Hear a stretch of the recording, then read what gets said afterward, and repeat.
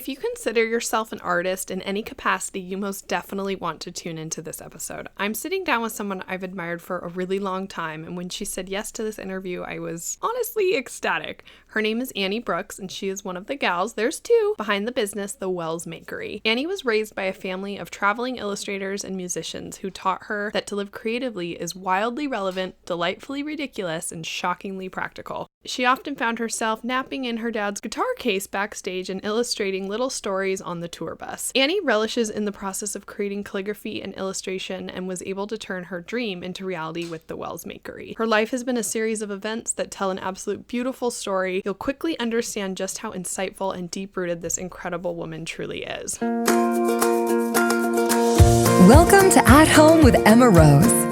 Your host, Emma Rose, has learned everything she knows the absolute hardest way possible and will help you navigate through the process of clearing the clutter, calling out your well-worn habits that might need changing, and finding the path to real, sustainable success in your business and life. Here's your host, educator, photographer, web designer, and latte lover, Emma Rose. I don't know about you, but I am all about processes and workflows when it comes to running my creative business. My team can attest to the fact that I have a checklist for every task under the sun and systems in place to ensure every single thing that we do is not only set up correctly to stay organized, but to ensure that every single client has an elevated and personalized experience with me here at Emma Rose Company. This episode of At Home with Emma Rose podcast is sponsored by HoneyBook. HoneyBook is the management software I use to stay organized, manage invoices, send questionnaires, customize timelines, and get paid. Knowing that HoneyBook is on my side and streamlining my business truly makes the rest days that much sweeter. I've been with HoneyBook since the very beginning of my creative journey and can tell you that it's something I could not live without in my own business. The best news, HoneyBook is offering 50% off your entire first year for all At Home with Emma Rose podcast listeners. All you have to do is go to my website, emmarosecompany.com/honeybook to get started, get organized, and get your life back. Well, Annie, welcome to the show. Thank you for being on with me today. Thank you so much for having me. It's such an honor. Of course. So I'm just having all the feels about having you here today. I just want to give you the mic to introduce yourself and let the listeners know who you are, kind of a little bit about your background, what you do, and how you've gotten to where you are today with the Wells Makery. Totally. Well, I started the Wells Makery in, I believe it was 2014 or 2015. I should probably know that, but I don't. I was born into a family of traveling musicians, and my mother was also an artist. So I think that from a really young age, I was able to see kind of the practical side of being creative. We had a lot of fun, and we worked really hard on our creative projects. And I think that that has a lot to do with why I've always kind of thought that pursuing this kind of thing is just really practical, and it works just like pursuing law or pursuing medicine. So that I consider myself really lucky to have had that. I married my husband really, really young. I was 18 when I married Jake. We lived in a tiny town and there was nothing else to do. So we got... So get married. Yeah, totally. I love it. Insane, right? Like I wouldn't recommend that to anyone, which is kind of like a really vulnerable thing to admit that, yeah, getting married young is really super, super crazy. But I got lucky and Jake is amazing and we're still together 15 years later. But we wanted to be artists from the very beginning and we were terrible photographers and terrible artists. We made really hideous things all the time. And we waited tables and we bartended and we worked fast food. And we did everything that we could to almost make ends meet. And in the evenings after work, we would just work on our art projects until we couldn't keep our eyes open anymore. I'm just having a vision of that. And that just seems so like very hard. I imagine a very struggle season, but yeah. I'm picturing that. Yeah, I'm really glad that I had that. When I look back on it, it's kind of magical, even though I would be lying if I didn't admit that I was scared and I missed home. I was young. There was just a lot of firsts for me, like moving out of my mom's house and having my first job and driving in the city. And, so I was terrified and it was really hard. I bet. But we were super, super persistent, and step by step, our work got a little bit less hideous. And we ended up moving out here to Durango, Colorado to work with this missions team that takes medical and dental teams to third world countries to do work over there. And we worked for them for a while and found jobs teaching at schools, teaching the extracurricular things that we were allowed to teach. Man, I can't say enough about just relying on the grace of other people to be supportive when you're trying to make it as an artist, because it's those families that were hiring us to take senior pictures or to host a dance or to draw pictures for them that totally became the trellis upon which we started to grow. This is all I'm telling this in fast motion. And eventually we were able to quit our jobs and start working together as photographers full time. And we were so stoked. Did that for a while until I realized that Jake and I working together was not a good idea for us. Two hard-headed artists, trying to not take things personally and trying to have professional conversations that didn't kind of blend into the marriage a little bit. And so, that is around the time. So in 2014, I decided to quit, and it was super, super hard. I was a little bit angry. I was a little bit resentful and a little bit lost, but I started the Wells Makery and just kind of, held on to that white knuckled, and already knew a lot of people in the wedding market because of our photography. I just feel really, really, really lucky that it was successful, even though I wasn't maybe in the best place in my life. And that's kind of when I just started to learn how to paint and to learn how to better my calligraphy. And there's really nothing like throwing yourself into the pool. Right. And that was 6 years ago, 5 years ago. It just kind of never really stopped. That hits me a lot too. And I mean, I haven't ever worked with my husband. I think we'd kill each other. No, I'm kidding. That's how I felt with photography. I had my daughter, like so many moms have a child and want to take better pictures, but I did not stop. I was determined. And I think you have to have that personality and that passion in what you're doing to really truly take the time to master your craft. And obviously you're super talented. So I'd be curious to see some of that beginning work. I'm so thankful that you like the things that we did for you early on. I love it. I look back on my work and I'm like, whoo, by some grace, that turned out pretty well. And I'm proud of that, because I look at some of my personal work that I was doing back then and it's just woeful.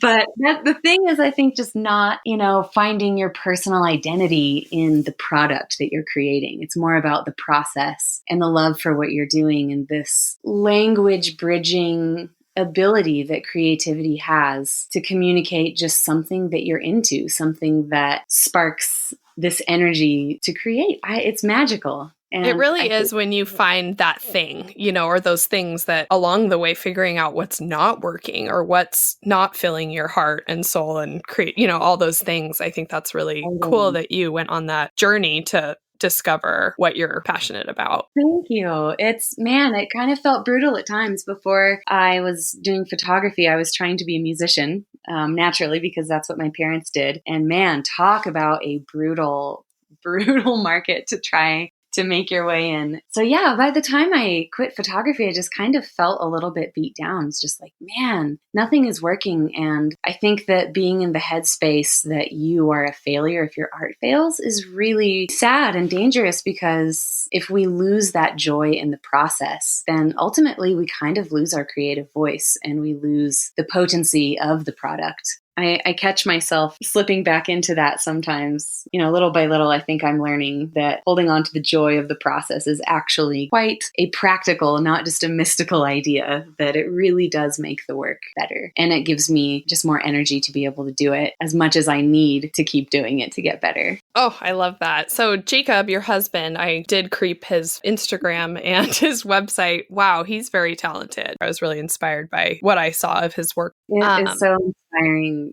getting to watch him work. It's so, so cool. His ability to tell a story with just a simple travel portrait just blows my mind. When I see his work, I'm like, oh man, I'm really glad that I quit because he has just taken it somewhere so, so, so amazing. And I get to travel with him too, which that's amazing. Cool for me. There's a bonus there. That's fabulous. Yeah, so definitely. To kind of bring it back to the Wells Makery, I've always been curious, how did the name come to be? Because I just love it. It's so unique.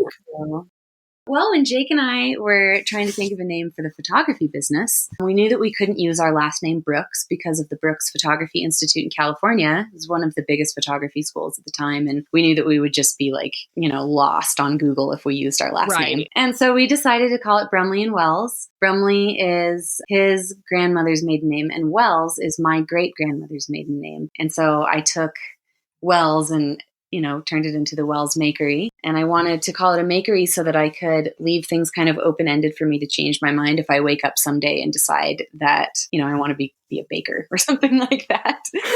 Freedom to grow. But I'm so proud of the Wells lineage. My great-grandmother was a cellist in a band when she was a kid. Then her daughter was my grandmother, who was an incredible painter, and she taught me calligraphy. And she was also just, I think, the most creative and childlike mind I've ever known. Oh, you gave me goosebumps explaining her. That's incredible. Yeah, it was really, really cool. When my parents would go on tour, she would come and stay with me so that I could continue going to school. And she would force me to sit down and practice calligraphy. Half loved, half hated it. Mostly loved it. Yeah, so that's always been a part of my life. And then her daughter was my mom, who is a musician and an artist professionally and one of the most eccentric people I know. Yeah, so Wells is something that I'm proud of, and I definitely want to keep that blood going. I love that. And that also resonates with me just in family names. And, we have a cattle ranch down here, and my husband and I moved down here about 3 years ago now to be part of the family business. And just being proud of the name that you're behind is really special, and carrying on that legacy. And just, the word proud is fabulous. And I really like that. So Whitney is the other part of the Wells Makery. And I would love to get a little backstory. How did you and Whitney team up together to grow this business? Well,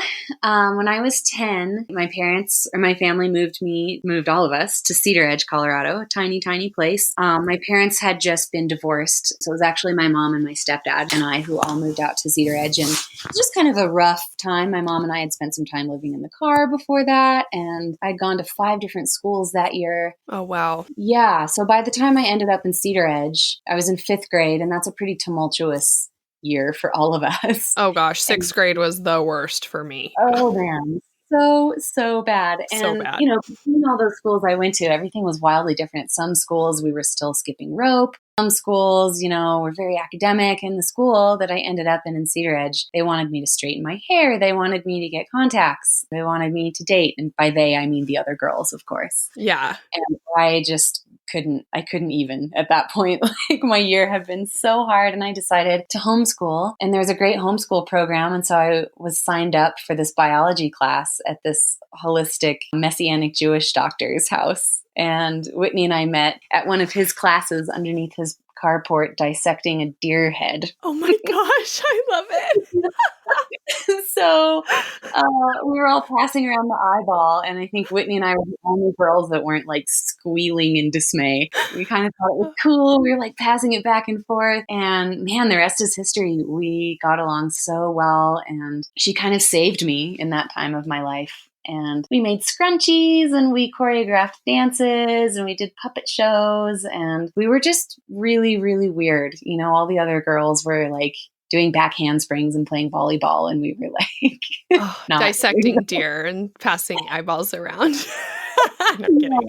That's amazing. Yeah. It hits me about that. And somebody once told me that people come into your life for a reason, a season, or a lifetime. And clearly you met a lifetime in that tough season of your life. Yeah, she is wonderful. She also lives in Durango, Colorado. And when I started the Wells Makery, I was inundated a little bit by a certain book illustration project that I had. And I had to draw a German Shepherd dog hundreds of times. And it was really fun. But I was I'm not going to finish by the deadline. Whitney, will you help me? She handed me her sketchbook after, she sketched a few of the dogs, and I just got goosebumps. It looked exactly like my work. It was the weirdest thing. And she is an amazing artist, and she was just able to just kind of fall right into stride. And I was okay, you're hired.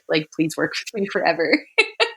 Well, you guys do So we complement each other so beautifully in your separate work, but still very similar. Thank you. Yeah, she's taught me a lot. And I think that I can attribute a lot of my improvement as a painter to her kind of pushing me forward a lot. So it's been really, really cool. With the Wells Makery, can we just touch on who you serve and how do you serve your clients? What types of projects do you guys take on? Absolutely. Yeah. We serve a lot of different kinds of people, but the majority of the logo work that we do is for other artists in the wedding market. And I think that's just because I came from wedding photography. And so I already kind of knew that market. And once you're in there, I'm sure, you've seen it's a pretty small, tight little family of people. I suppose it's not small, but it just feels close. It does. Yeah. When you start building that community. And that's how I found you. I think I saw a logo somewhere and I was very inspired by it. And then that's how that started. Yeah. I love the wedding market and the wedding community. And it's nice to be accountable to those people and to know that, you might meet other people's friends. And if you're in a city, like, I don't know, that's a disorganized way of saying that, but it definitely feels like a group of friends. So we make a lot of logos and we make a few branding kits a year. But last year we actually made more portraits than logos, which was really fun. But I'll admit that logo work is my favorite because it starts conversations with other artists and business owners. And it's really magical to talk about those like abstract ideas and feelings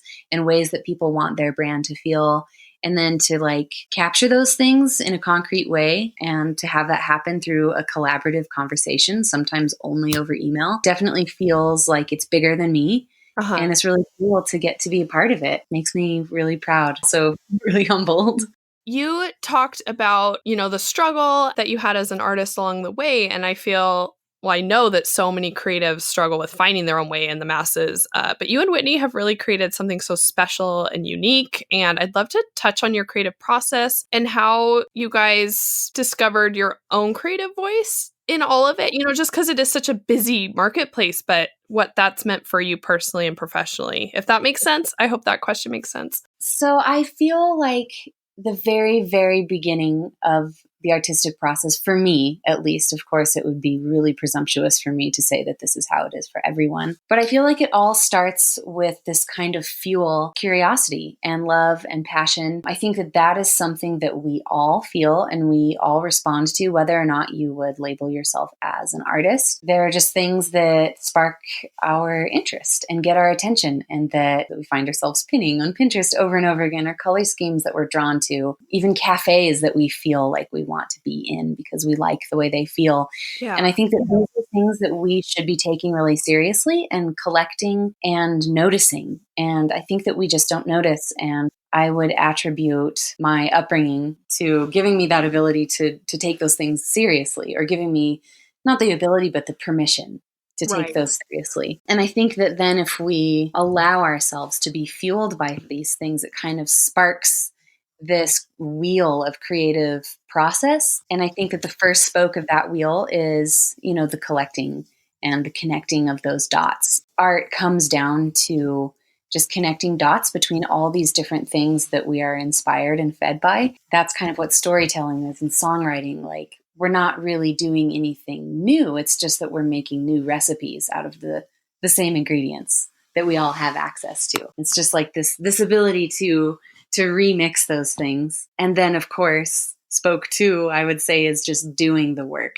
Like, unfortunately, right. Like, it's not like you're going to wake up with this like angelic bout of inspiration that just, that happens every now and then. But I think there's this willingness to sit down and do the work and to let the magic, to give the opportunity for that magic to happen. But I have to sit down every day. And I admit that is the hardest part, is just starting every day. I admit that a lot of times I don't want to, but as soon as I do, then things start getting cool. And I know we talked about process, and that kind of happens after we make the choice to sit down and do the work. That third step, I think, is just giving yourself to the process. Oh, I love that. Yeah. And that, I think, then causes this kind of fourth movement, which is change.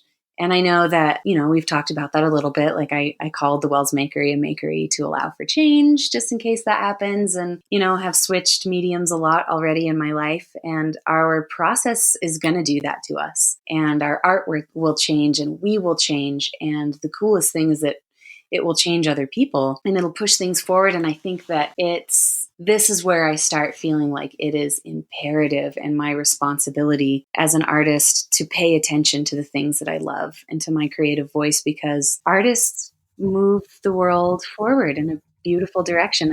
And by artists, I just mean people that live creatively. And, whether that's just how you raise your children or, how you lead your team in an office, like this is all creativity and listening to these things that speak to us. For me, it's certain color schemes or certain like fashion, all of these things that I love, to be able to like let those things brew and stir in me and to think about why, and then to find a way through process to communicate that and to change my world around me. And then I think that after that, we experience a little bit of madness. The artist always looks a little bit mad. And there's a lot of people out there telling us that it's impractical, that we need a fallback. And what about health insurance? And what about and it is a little bit mad. And I think that is so important. Like so important because what is it that separates us from the animals? There's just so much magic involved in it. And you touched on needing to be confident in what you're doing. I went the route that I thought I was supposed to go with. There's nothing wrong with a college education, of course, but totally. I have a bachelor's that I'm not using. I do have a bachelor's behind my name, but I've always been creative, like my entire life. But then I got to high school and I was too cool for certain things, and sports were really pushed in my family. And I explored those, but I was good at sports. It wasn't my passion. And that's one big regret I have in my own life, is not following that creativity in my life, because I probably would have majored in something differently. And getting to my point with that is, after college, I thought I had to do these things to be like in the real world or to be taken seriously. But the moment that I decided to say, screw that, I'm going to follow this thing that I know I'm really good at or could be really good at, and run with it and not being afraid of it. And absolutely. I think that it's such a huge leap and such a brave leap for anybody who does that, because it doesn't in our culture make a lot of sense. It's terrifying. Right. And unfortunately, it's the way our world is too. It's there. I feel like this big new opportunity is opening for the creative world, and how so many things are becoming automated. And, there's all that to be thinking about in the future.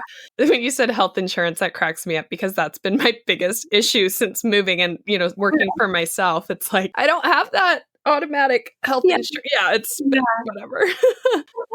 I like to think that pursuing passion is just really good for your health. So it's all going to balance. I have so many thoughts with what you just hit. You hit on so many things there that I think are so important for people to hear. That process will kind of lead us to our true creative selves, because we're collecting things from what we like, not just from what we think the algorithms will like, which is, a horrible master for our art.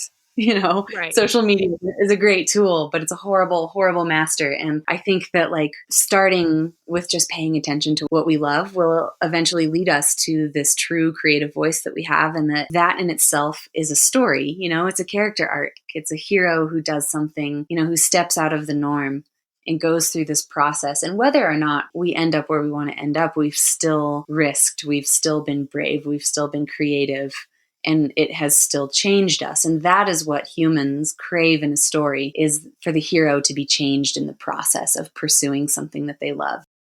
And I think that if we're sharing that, and especially if we're sharing that in a creative way, then what we're doing is success. And it's really important. And it makes history in like tiny, important, beautiful little ways, changes our society and inspires people. So that to me is what the creative process is like. I think on a practical level, it mostly just looks like sitting down to work every day. But that is what my life has kind of told me about my creative process. I think that's absolutely beautiful, just hearing you express that, because I think a lot of people need to hear that. And the whole social media, it is very challenging, and the comparison game is out there. But when you're willing to, like you said, be fearless and brave and, in your own work and journey, that can lead to really incredible things. I think so too. Okay. So what advice would you give anyone listening to this right now who might, we could bring it back to the whole social media thing, just feeling like there's not enough space for them that there's just too much noise around them. Yeah. Yeah. Social media is a fickle beast right now. I find myself kind of, bad mouthing it a lot because there's a lot to roll our eyes at. But I also have to admit that is where almost all of my business comes from. Right. Pretty stinking cool. It's pretty To be able amazing. Yeah. to have that in my pocket with me, is this is a pretty amazing time to be an artist. And so I think that as long as we're not catering our work to social media, that we're not limiting ourselves to those tiny little squares, then I think it's okay to enjoy and to be inspired by social media and to tell our stories on that platform. But I also would encourage any artist to remember how limiting it is if that is the scope of your creative world. It does not match the feeling of experiencing something in real life. I know that we all probably agree with that, and this is like a pretty common conversation. It just takes a little bit more work to go outside and to look around and to see what inspires me as opposed to just doing, the endless scroll. And I think that we just have to remember to play. And you're not really playing if you're just looking on the internet. There's something about playfulness that is essential, and that has to happen face to face in the world, where you're able to make mistakes and be goofy and, feel with all five senses what's happening. And that is like the gateway to like our creative selves. Yeah, I think my main advice to an artist would just be to play. Live your life. Yeah. Be present in the moments outside of the whole, like you said, social media is so beautiful. I can't even begin to list off the connections that it's built for my own life. And, even sitting here talking with you, that's how it all started. We are wired for story. That's what we crave. And it's what, it's what we find interesting. Yeah, I've been like kind of obsessed with story lately. I think that if we're able to find those things, they're all around us, and we're all living a pretty gripping story, whether or not we would see that at first glance. I absolutely believe that is the case. And that if we're able to tell that in a vulnerable and truthful and beautiful way, the social media trends or whatever will follow us. Like we are the ones, humans are the ones who make those trends. Like social media is following humans. And we can't forget that like, I don't want to follow social media because I'm the human, Right. I'm the one who's moving. I'm the one who is creating. Then all of the social media will follow what humans are doing. And just, I have to keep that in mind. I'm the one with the story, not the computer. Totally. No, I think it's important for people to be reminded of that. That's amazing. I'm just so happy with everything that you're sharing. This is so great. Oh, good. Are you a morning person or a night owl? Like, when's your best window to work on things? Man, that is such a confusing question for me right now because I'm 33. And it seems like when I hit 30, this like flip switched and all of a sudden everything was about self-care, which I think is... You're speaking my language. Yeah. A lot of women can kind of chuckle along with me, I think, and like agree that's, I don't know if it's like a universal trend among like all women or if this is just a 30s thing.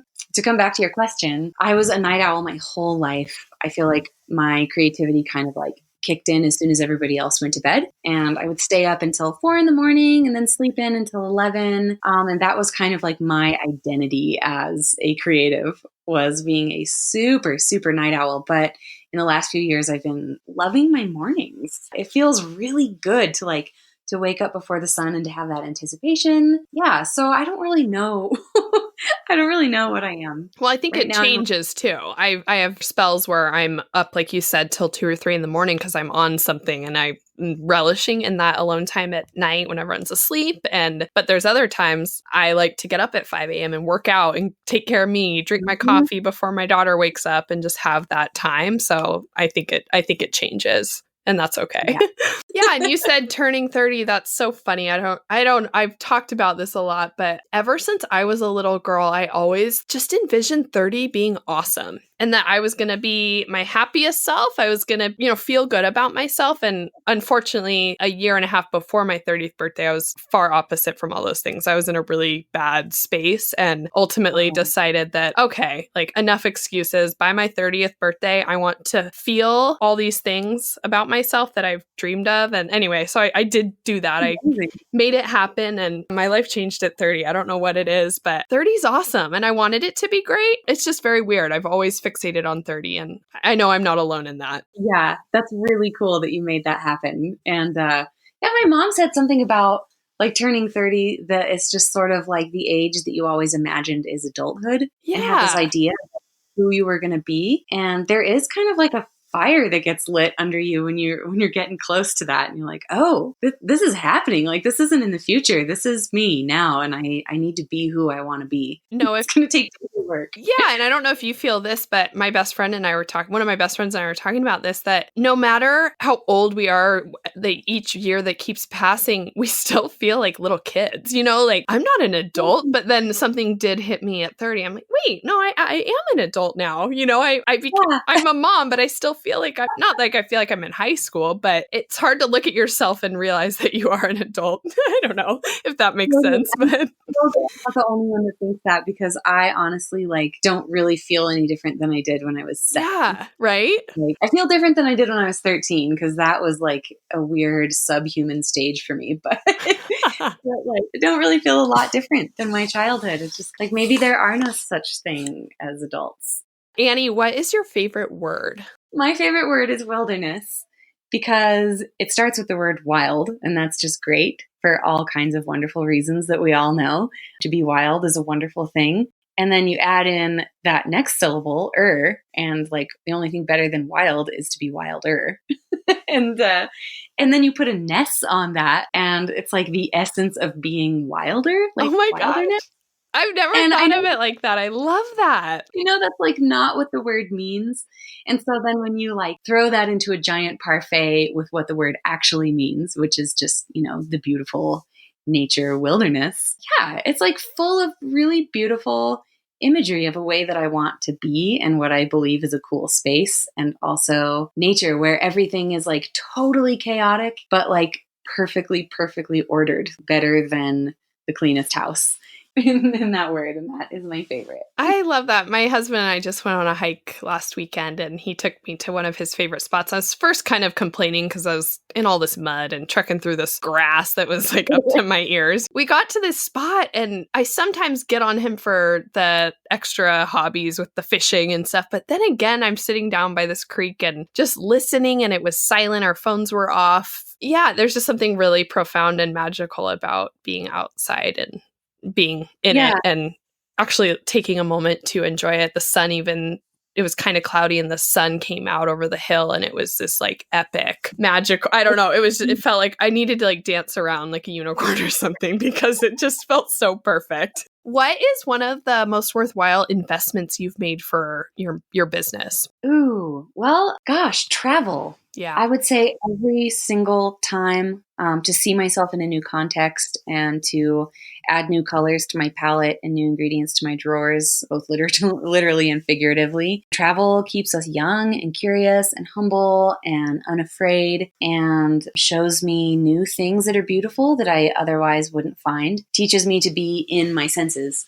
And travel, I think, is what is the number one tool in my art box that makes me better. And it's always worth it. It's always a little bit scary because, it costs. But man, it gives back way more than the price. You guys just got back from, or... We're home, and Jake had a shoot in Santorini, and I was lucky enough to get to go along as a stylist for that. And then we thought, heck, if we're in Greece, we need to pop over to Turkey, because... Why not? I'd never been there, and oh my gosh, talk about a show for the senses. There's just so many things. You posted a picture of the hot air balloons.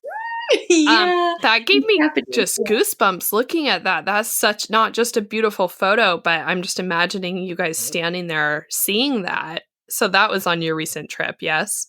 That was, and I totally cried. I think that hot air balloons are such a beautiful testament to the playfulness of humans. And it's like kind of meaningful to me that they're just so silly. And I think that that makes them so profound.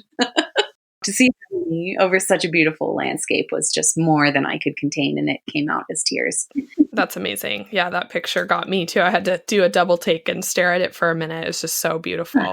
So I've sort of highlighted, I've been on my own journey to like a healthier me and everything. And that's just been a huge part of my business now and how it's translated into not just truly being happier, but the importance of self-care and taking care of me. So on every episode, I like to just check in with my guests and see how they take care of them. So how does Annie take care of Annie?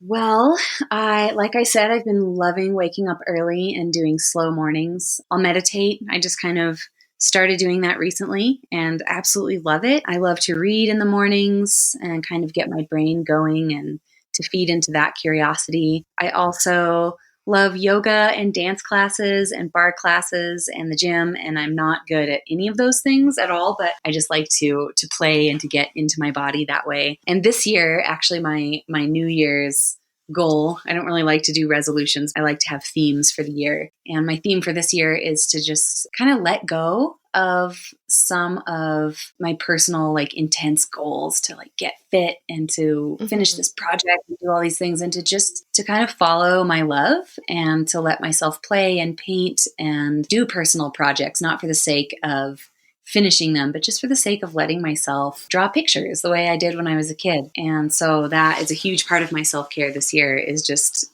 drawing for me. I love that because you do have to bring it back, I feel like, especially as creative business owners, on why you're even doing it and what fuels you in that. And I don't know, I'm trying to word that correctly, but when you are an artist, bring it back to the root of why you love it. And I don't know. Yeah, I think that's a wonderful goal. Definitely, especially when you are making a business off of what you love to do. In a small way, it's a disadvantage because you have business then trampling all over your hobby. Right, right.